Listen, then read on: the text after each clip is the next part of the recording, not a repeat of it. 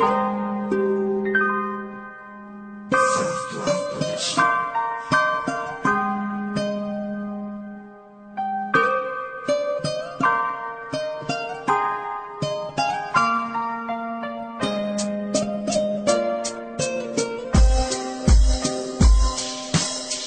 тъжна вечер, аз съм сам на леглото.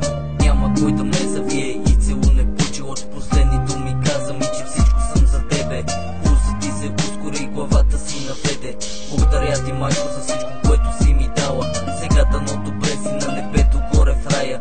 Една звезда блести, плаче и гледа от високо. Зная, че това си ти, те обичам адски много. Ти живот ми даде, защо сега си отиде? Няма как да те види и от това боли ме. Искам да усетя отново твоята нежна сила. Благодаря ти за всичко, благодаря ти, майко мила. Не можех да повярвам, беше спряло времето. Исках да съм на мястото на твоето. Сяка всичко свърши, тишината ме убива. Гърдите ме болеха, сърцето ми умива.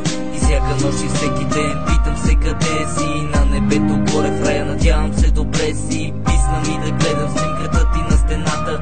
Майко, обичам те, за мен си повече от свята. И всяка нощ и всеки ден питам се къде си. На небето горе в рая, надявам се добре си. Писна ми да гледам снимката ти на стената. Майко, обичам те, за мен си повече от свята. Мечтая си един ден пак да те прегърна. Всяка вечер те сънувам, искам да те зърна. Ангелите плачат, сме облаците тъжно свирят. Спомените за тебе, майко, ме убиват.